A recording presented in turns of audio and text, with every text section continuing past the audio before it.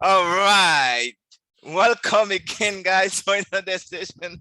I was trying to relax for a little bit in this one. I would say, welcome back, I guess. I don't know, man. I don't know if you guys enjoy this. Oh, I love it. Because I know some people posted some comments. They keep saying, you know, when is the next video is coming? When is the next video is coming? But folks, it take me no time. Listen, because I have a lot of other work I have to do. So I just do the best that I can, okay, to bring more video for you guys as well. So sometimes I wish I could just stay record for you guys, but unfortunately the time, I just gotta make the time so I can do that for you guys. I know some of you guys probably on your way to go take your exam, and I apologize for that. So, but eventually, we'll continue. Soon we're gonna be done with the first session really of the set of videos. We're gonna be done shortly. All right, so if you have a chance to watch the previous video, great. If you have a chance, you need to go back and take a look at it.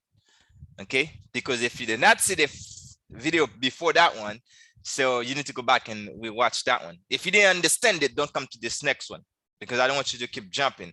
Make sure that's why those videos not too long, so you can take your time so you can learn the material. And you can pause it, you can rewind it, you can go back and do whatever you have to do. However you'll be able to get the information. That's what I'm saying. Okay, so be able to do it that way. So let's get to work. Today we're going to talk about control stack, control person. All right, what is that? Okay, what is it? Who is it?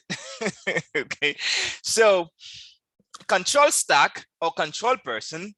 So control stack are those owned by directors. That's a control person. Officers or persons. That's called control person or control. Okay, who own at least 10% of a company or more of the issuer voting right stock. So pretty much this person owns 10% of that company. It can be directors, officers, or persons. Now, the term person can be anything. It can also mean a corporation. When we have more time to describe that session, we're going to go over that as well for you, so you understand what the term persons mean. It's not exactly what the way you think. Just like, I know I'm a person, yes, but also a corporation can be a person. Okay, me personally, I'm a natural person, but a corporation can also be a person. Make sure you do understand. So now, this is an example. Let's say that an individual owns 8% of ABC stock. So that person is not a control person. But if the spouse owns 3% of the ABC stock as well, now that's husband and wife now. So the couple, if you put the 8% plus 3, that's 11%. So it's more than 10%. So therefore, that becomes a control stock. So that person becomes a control person. Does that make sense? Now, both are become control. So both of them become control person. So for the exam, make sure you do understand. So the Form 144 require, if they sell the shares, okay, because now they become a control person. So the form need to be filled out. The Form 144 have to fill out because of they become a control person. Now, the determined numbers of share that can be sold over 90 days will also be specified into that form. So that's a control stack or control person is somebody who owns more than 10% of a company, or when you put husband and wife together, more than 10%, now it become a control person. So therefore, the rule 144 applies. So you have to fill out the form 144 when you're selling that stock to file with whoever you need to file. Okay, so that's what that is. So now you know what actually no, you know rights, warrants, then you know restricted stocks. Now you know what control stock or control person is.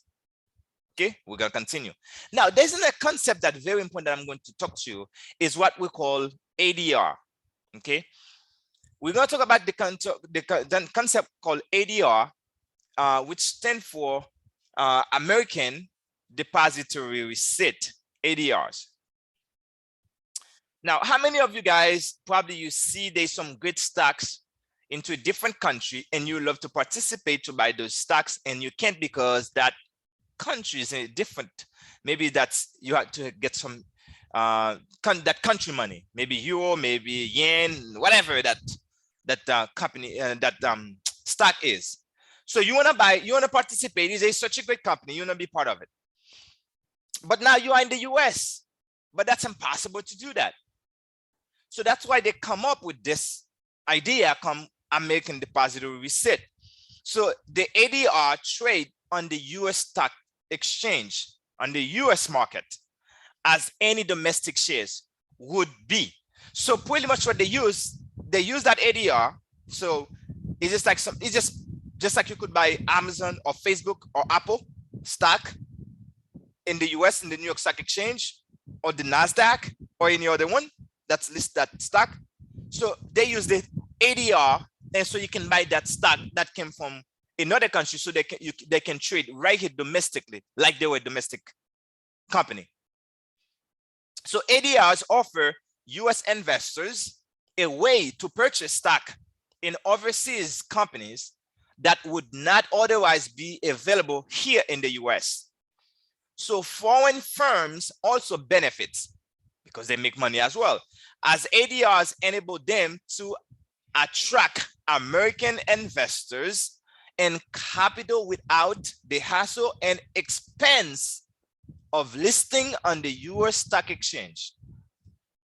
So that's allowed them, is to facilitate them, is to make things easier for those companies that are overseas on different country to be able to sell their stock to us here in the US, while they don't have to register like just like any other company that's here in the US have to do in order for them to list under any stock exchange in the US. So the ADR, that's the purpose. So it's where you take foreign stock to be able to trade domestically, where people in the US can purchase that with US dollar, and they can be able to participate in the company that's overseas. I hope that makes sense so far. But now let's talk about a little bit about ADRs more. So there's some things that I want you to really understand on that. Number one, okay, the American Depositary Receipt is a certificate issued by the US bank that represents shares in a foreign stock. So when you get it, the certificate really gonna say that. You need to know what's in the certificate. You need to know, you get that certificate to know that, okay, I own shares in XYZ company, whatever, maybe in Asia or something, maybe in Europe, maybe in France, for example, all right? This certificate trade on the American Stock Exchange. So they trade into the certificate, trade into the New York Stock Exchange, just like you're buying the stock, but except it's a certificate saying that you're the one that own that stock in that particular country. Also, number three, you say ADRs ADRs and their dividends are priced in the US dollar. So when you get those ADR, they sell them in US dollar. And also when you get dividend, you're gonna get it in US dollar. Because if I give you some, different currency, you won't be able to use it anyway, because we only use US dollar. Or you have to convert it to US dollar. So ADRs represent an easy, liquid way for US investors, that's including you and I, to own foreign stocks. They make things a bit easier and also liquid to be able, I can sell it right away to turn my money to cash very quickly. That's what the idea. Because imagine if you were going to buy a stock in France, now you have to travel to France, or maybe you have to do something else. You have to create an account in France, then you have to, there's a bunch of headache to it. So the idea make it easier for you to be able to buy stock overseas, different country.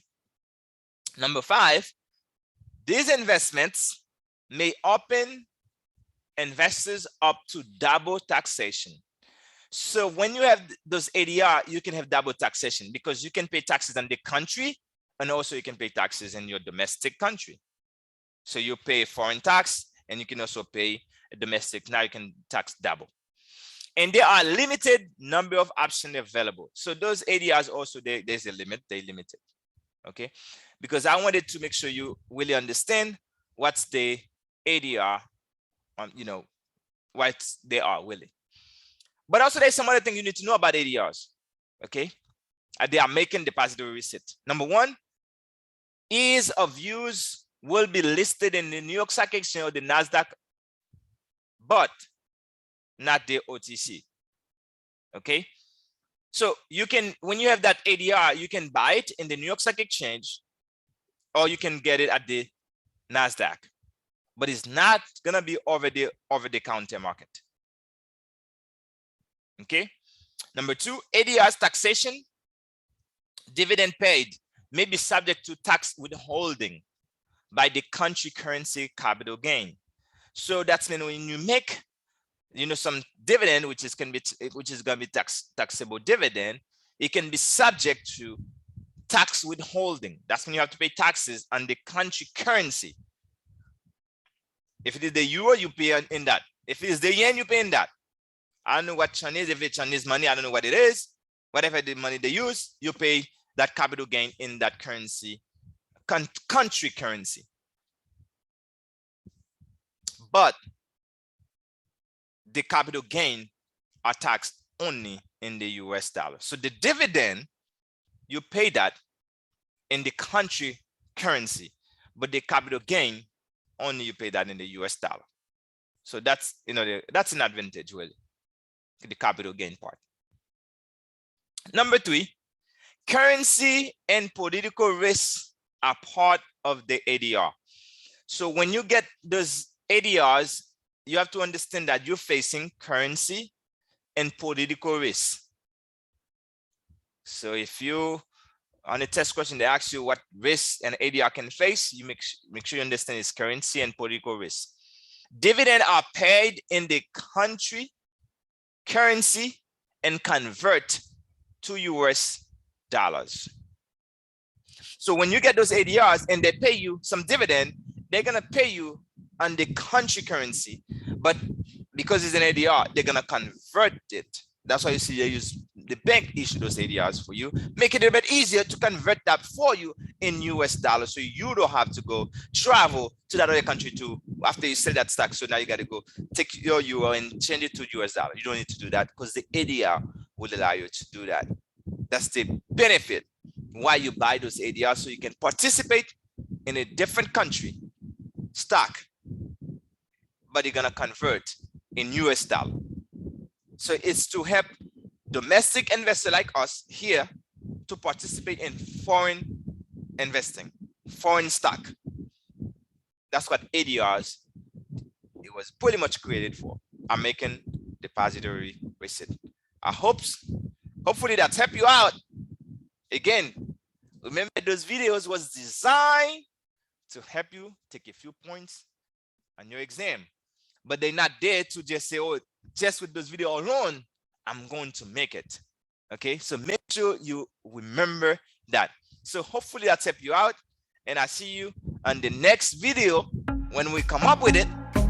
And take good notes, and you can go back and make sure you read your information for more, because not everything we put into these videos, because we just take some bullets point that's important and we put in there, but at the same time you have to do your due diligence. That's why I keep saying we do disclaimer, because don't just put your whole faith into this video alone. All right, see you guys at the top. See you in the next video. Good luck.